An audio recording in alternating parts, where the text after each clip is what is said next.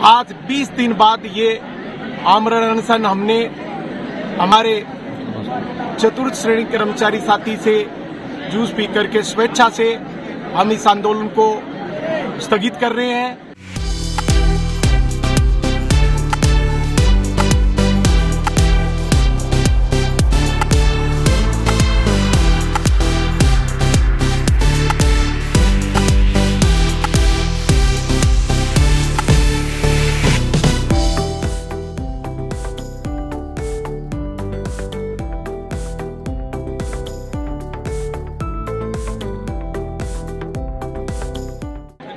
राजस्थान पटवार संघ हमेशा से कर्मचारी जगत के लिए अग्रणी भूमिका में रहा है। हम लोगों ने संघर्ष किया, उसके परिणाम स्वरूप 3 जुलाई को और 4 अक्टूबर को हमारे साथ राज्य सरकार का समझौता हुआ था माननीय मुख्यमंत्री जी के निर्देश पर। उस समझौते की पालना नहीं होने के विरोध स्वरूप हमने 14 नवंबर को यहाँ आमरण अनशन शुरू किया।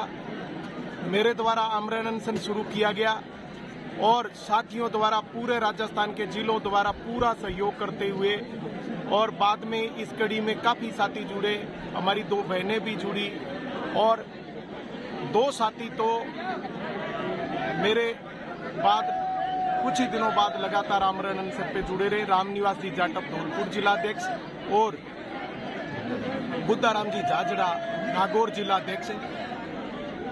सरकार हमारे साथ वार्ताओं का दौर लगातार जारी रखे हुए थी। सरकार समझौते के ऊपर एक समझौता करना चाहती थी, जबकि हमने प्रण लिया था कि हम जो भी लेंगे उसके आदेश लेंगे, कोई भी समझौता नहीं करके आएंगे। सरकार बार बार ये कह रही थी कि हम 2 चीजें कर देते हैं, हम 3 चीजें कर देते हैं, बाकी के लिए आप समझौता कर लो, टाइम चाहिए। हमने निश्चित रूप से ये कह दिया है कि हम राष्ट्रपिता महात्मा गांधी जी के आदर्शों को मानने वाले हैं और प्रण हमें प्राणों से भी प्रिय होता है।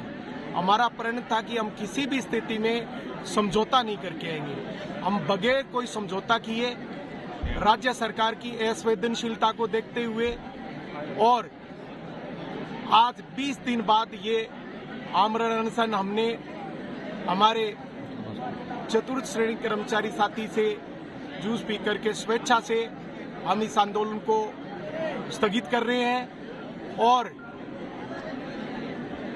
यही मांग करते हैं कि राजस्थान के कर्मचारियों को, राजस्थान की सरकार को, राजस्थान के पटवारियों ने ये दिखाया है कि आंदोलन ऐसे भी होते हैं जब हम दबाव में समझौता नहीं करके आते, आदेश लेके आते हैं। मांगे क्या थी?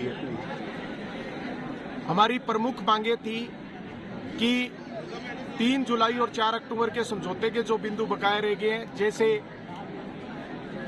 हमारा कैडर पुनर्गठन करना, जिसमें हम जिलों से प्रस्ताव भी इन लोगों ने मांगे, बोर्ड ने प्रस्ताव आगे भी भेजे, 1:3 के अनुपात में गिरदावर के पदों का सृजन करना, पटवारी का ग्रेड पे 2800 और वरिष्ठ पटवारी का ग्रेड पे 3600 करना, नायब तहसीलदार के पद को गजटेड और 100% पदोन्नति से भरते हुए तहसीलदार को 50% पदोन्नति से, कोटा और सवाई माधोपुर के वेतन जो रुका हुआ था आंदोलन अवधि का उसका भुगतान करने और जो कार्य व्यवस्थार्थ लोग लगाए गए उन पदों को रिक्त मानते हुए उनके स्थान पर एडोक पदोन्नति करने और जो मुकदमे हमारे ऊपर दर्ज हो गए थे उन मुकदमों को वापस लेने के संबंध में इस तरह से हमारा 7 सूत्री मांग पत्र जो था उसको लेकर के हमने संघर्ष किया। सरकार ने कुछ नहीं माना अभी तक। सरकार 3 चीज जो है कोटा संभाग का वेतन और मुकदमे वापस लेना